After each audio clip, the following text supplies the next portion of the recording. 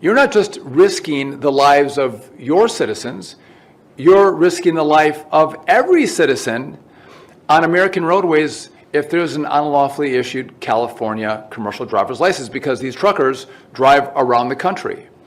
And so with California, about 25% of their non-domiciled commercial driver's licenses, these are driver's licenses that have been issued to foreigners, 25% were issued unlawfully. We were able to push California to revoke 17,000 of those illegally or unlawfully issued driver's licenses. So thank you to California for doing that.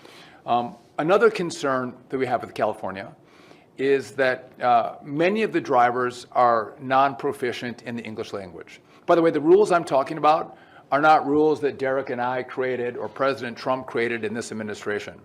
The rules that we're talking about are rules that go back decades. These rules were here under Joe Biden and Pete Buttigieg. It's just they didn't enforce the rules.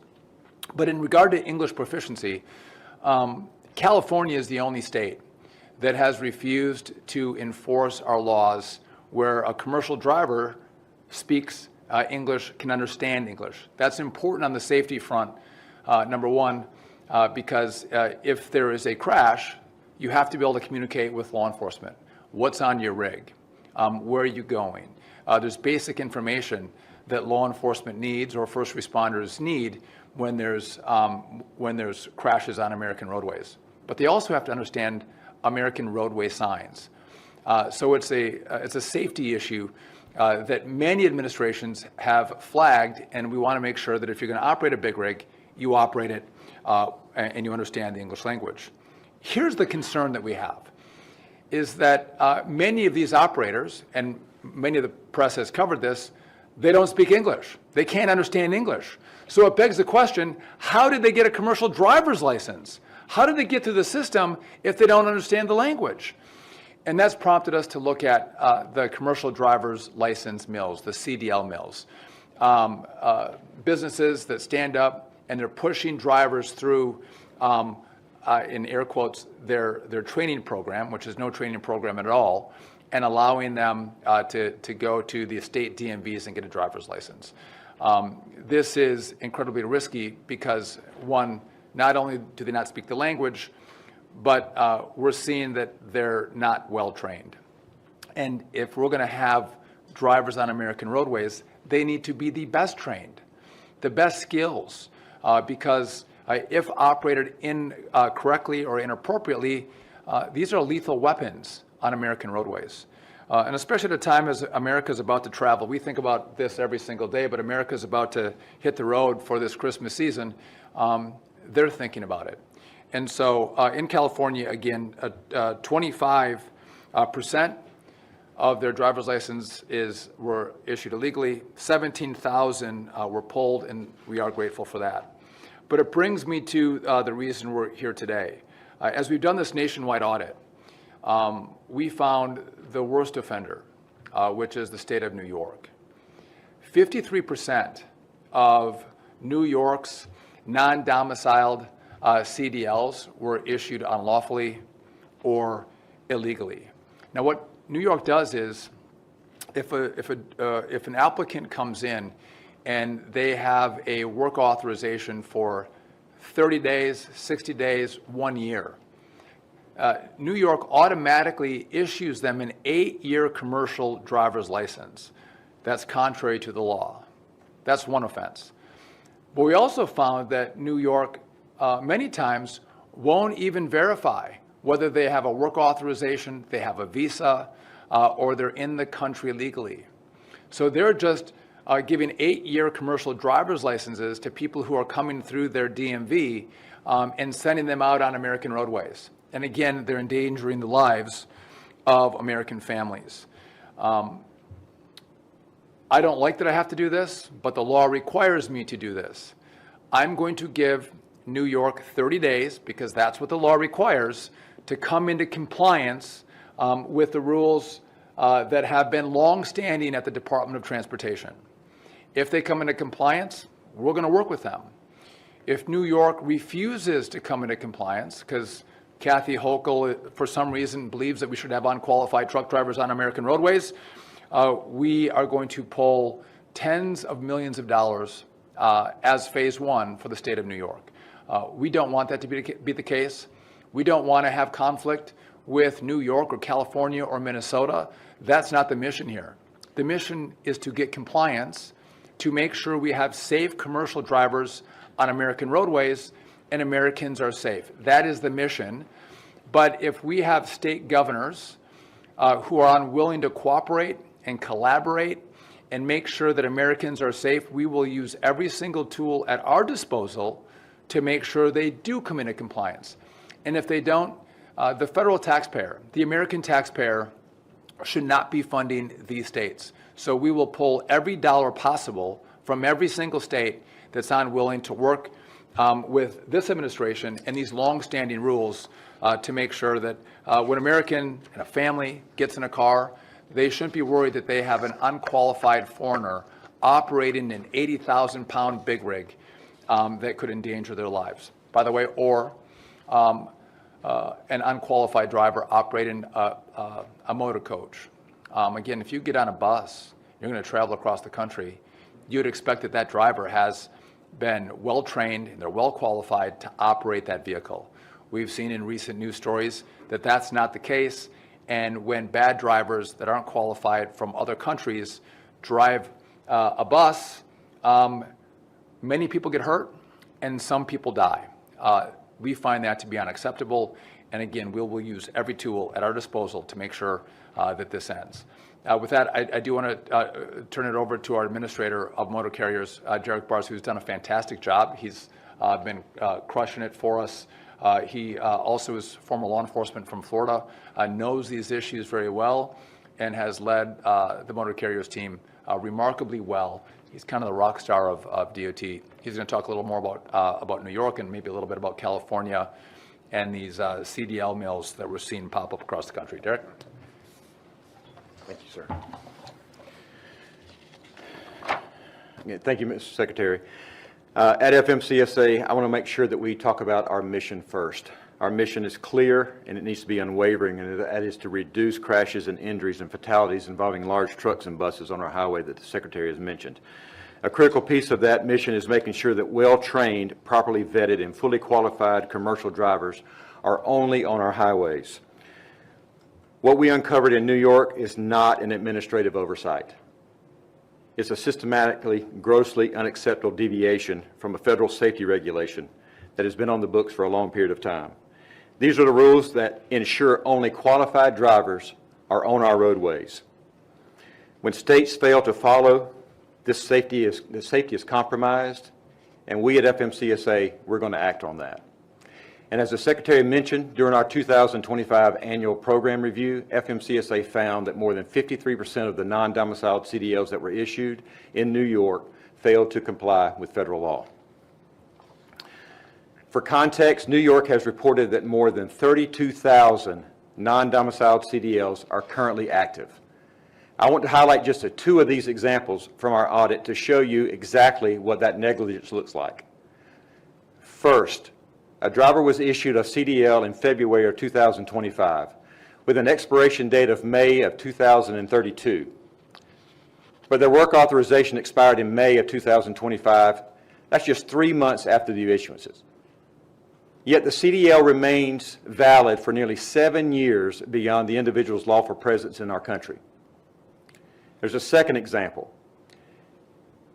and even more concerning to me in this particular case involving a driver issued a CDL in September 2025 despite having a work authorization that expired 5 months later in April. So in other words, New York decided to issue a commercial driver's license to someone who was lawfully present with it was undocumented. He should not have been here. These are not isolated incidents. They reflect two systematic failures in the New York licensing program. New York system defaults to an automatic 8-year expiration for non-real ID domiciled CDLs, regardless of the actual lawful presence of them being in our country. This means New York blindly issues CDLs that expire long past the expiration that drivers lawfully should be in this country. So secondly, The audit uncovered numerous examples where the state of New York relied upon expired lawful presence documents to issue CDLs. So I want to be clear with that. New York has issued non-domiciled CDLs to drivers whose lawful presence documentation was already expired. So keep that in mind. These are current and long-standing federal safety regulations that the Secretary has already mentioned. These are not something that are new. These are safety standards that every state is required to follow. Commercial drivers operate in the largest vehicles in the country on our roadways. When improper licenses are issued, safety is compromised, and we cannot uncompromise safety. It's very paramount of what we do every single day at FMCSA. So New York must immediately pause the issuances of non-domiciled COPs and CDLs. They need to conduct a comprehensive audit of every non-domiciled credential that is issued. And then they need also void, rescind, and reissue all licenses that were not issued in compliance with federal law. So by regulation, as the Secretary mentioned, they have 30 days to respond. If the state does not take those corrective actions, dollars will be taken away from their highway funds. So compliance and safety is our goal. We want strong, reliable state partners who share a commitment with us in saving lives, because one loss is way too many.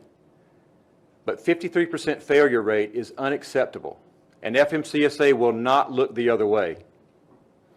So the American public expects and deserves to share the road with people who are properly vetted, and we have qualified drivers on our roadways. So highway safety should not be an option, and neither is compliance. So we look forward to working with the state of New York so they will come into compliance to make sure our roadways are safe. Thank you, Mr. Secretary. We'll take your questions in just a moment, but I want to highlight an additional point. There's a lot of politics in Washington, a lot of political fights, a lot of disagreement in Washington. This should not be one of them. Everyone, a Democrat and Republican, when they get on American roadways, they want to be safe. They don't want to have unqualified commercial drivers on our roads. This is not political. And again, there's a debate about what we do with those who've come into the country illegally. I have a viewpoint. I share the viewpoint of the president. And Kathy Hochul, Gavin Newsom, they may disagree with the president. That's beyond the point. What we're talking about is something very, very different. If you come into the country illegally, or you have a short window of time in the country, should you actually be entitled to a commercial driver's license where you operate on American roadways? I think the answer to that, every American would say no. We only want the best qualified individuals operating on American roadways. And as a base level set, you want to speak English because this is about the safety of all of us who travel. And so I want to be clear, this is not about politics. This is about good government. This is about safety. And this is about the right people to operate these really big rigs that are challenging to operate, and you need to be well qualified on the American road. So with that, we'll take questions. Grady? Thank you, Mr. Secretary. One question on this and then an unrelated topic. My first is, I know you reviewed 200 of these cases. Do you have any sense of how many of these licenses were issued illegally and if it would impact the shipment or movement of goods across the country? So, and Derek will correct me if I'm wrong. The total percent was 53%. Was it 23,000, Derek? Or They have issued 32,000 non-domiciled. And so during our investigation, during our audit, we found that 53%. So assuming that rate is the same, you would expect at least 10,000, maybe more, to be revoked. If you're basing it off of the numbers what we found. And would that impact shipment of goods across the country? Go ahead. Well, at the end of the day, it's about safety. And carriers, good carriers who are out there who are employing drivers are going to ensure that they are safe, and they will work together with the shippers to ensure that we have goods that are moving across America. But at the end of the day, it's making sure they get there safely. We do have capacity, right? We're not again, we're coming into a season where there's a lot of little packages that are shipped around the country. That's important. We don't see this as impacting the ability to ship products across the country. And I think the main point is we're going to do it, and we're going to do it safely. Can I just make a side point on this as well? A non-domiciled CDL, in its original vision was if you go from one state, you're a resident of New Jersey, and you go to Texas, you could get a non-domiciled CDL in Texas because you're a resident of New Jersey. It was for American citizens.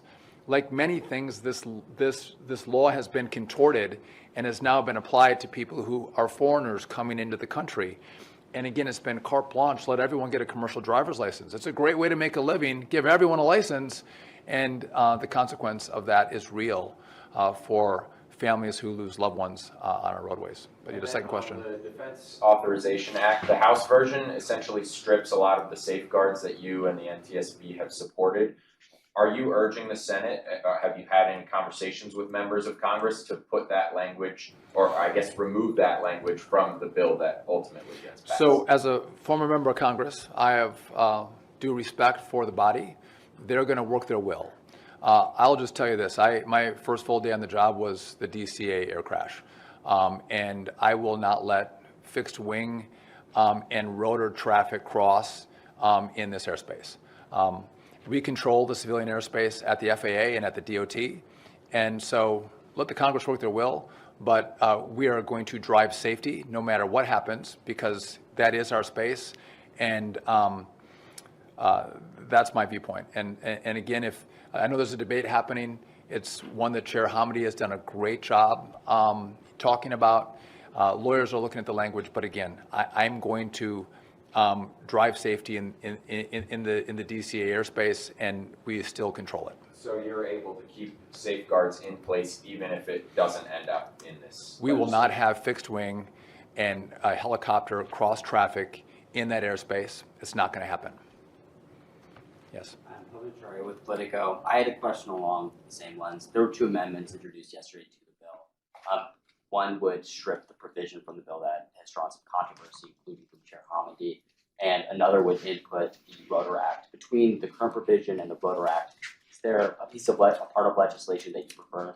Listen, I'm not going to engage in the legislative process. I did that part.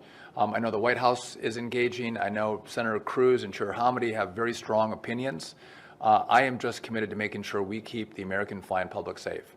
And I will use every tool I have to make sure they are safe. And when, again, a risk was identified when we lost those lives in the Potomac. It should have been seen before. There were 85 near misses in the 3 years before that crash. It's now known. We are not going to bring that risk back into the airspace ever. Not going to happen.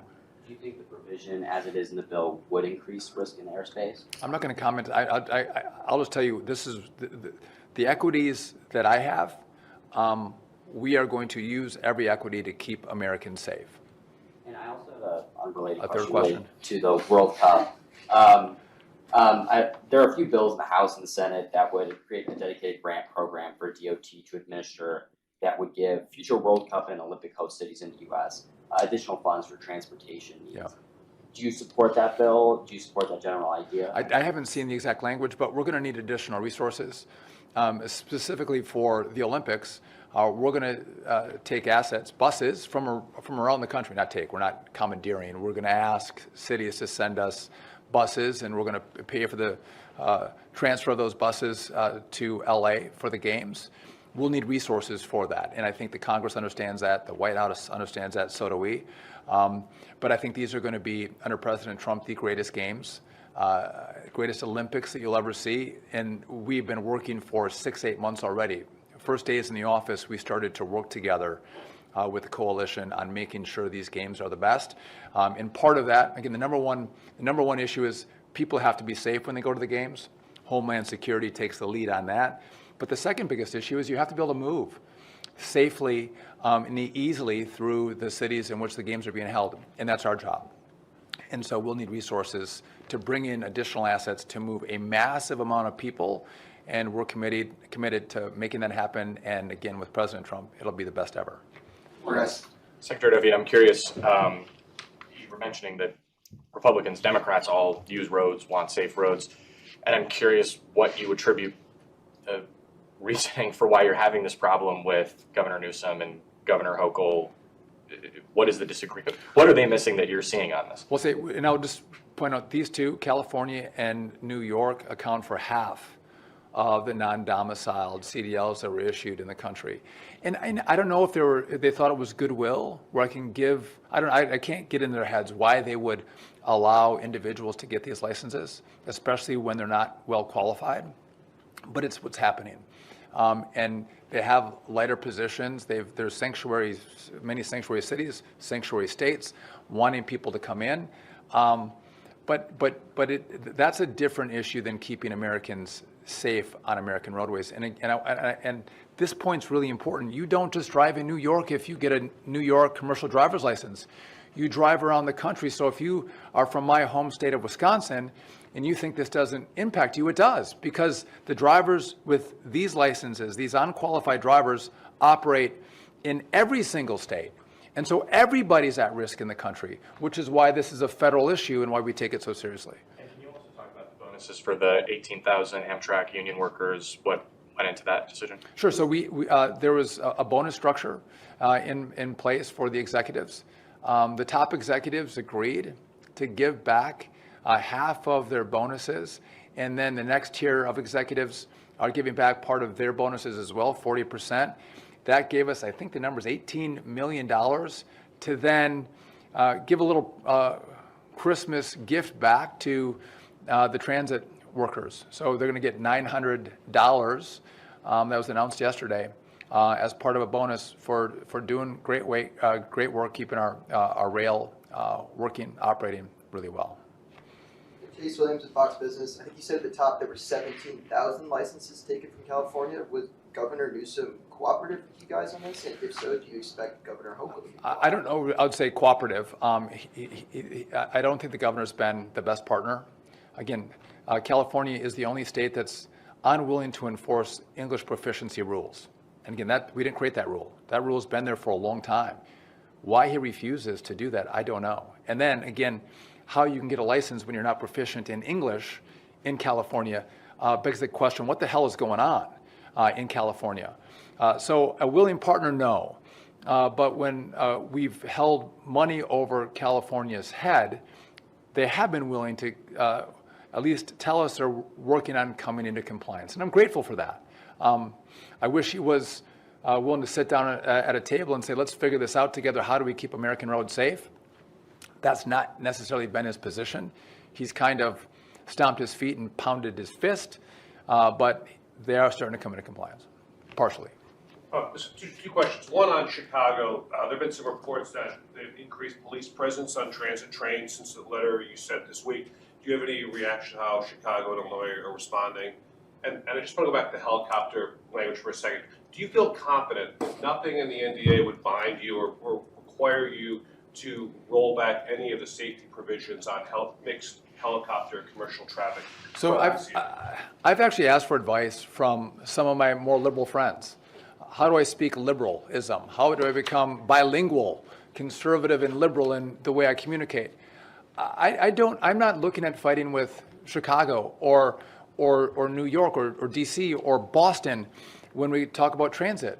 Transit's important in these communities because if you don't have transit, you can't have everyone in a car coming into the cities. You need a public transportation system to bring people in, whether buses or subways or trains.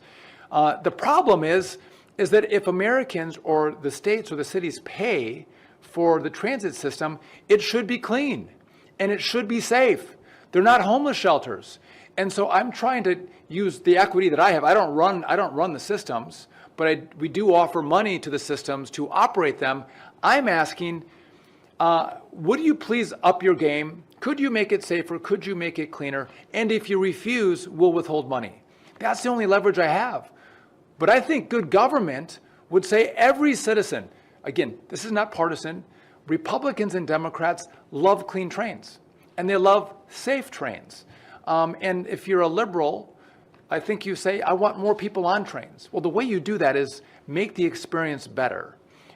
If the Europeans, if Asia can do this well, why can't America do it well? And I think the answer to that is there's a whole bunch of social engineering that these cities are trying to do around transit.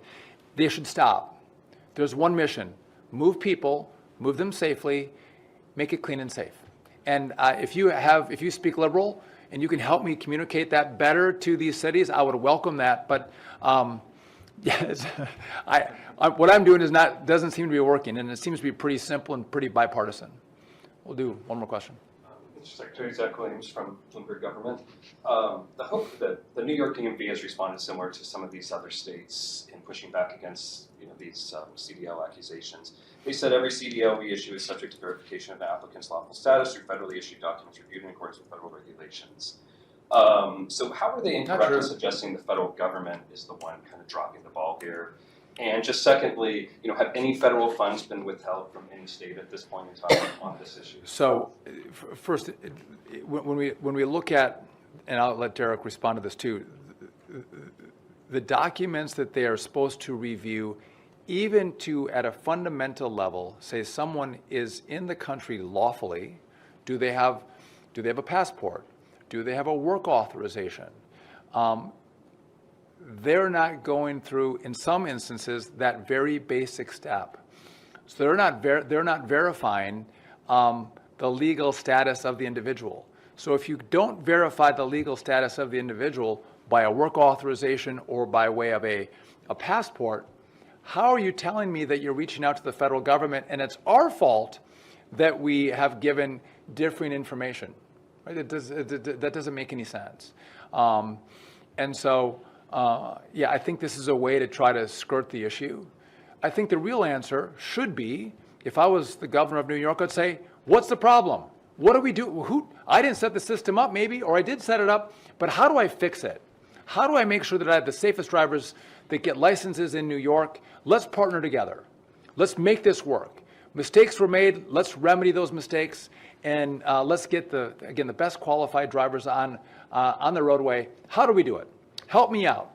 And I'd be like, great, Governor Hochul, let's do this together. Let's hold hands and sing Christmas music and fix your system. But the response is oftentimes what you'll reference. They'll try to dodge, divert, and weave. And the problem with that is it's not taking responsibility. Take responsibility for what you have or haven't done, and then fix it. It's very simple. And I get concerned when those are the responses. Derek, I don't know if you have a... No, just to follow to that, I mean, it's very obvious that when you go and get your driver's license, and you should not go past the times you're supposed to be in this country. And they've systematically done that multiple times over and over again. So, and to the Secretary's point, we want to work with them.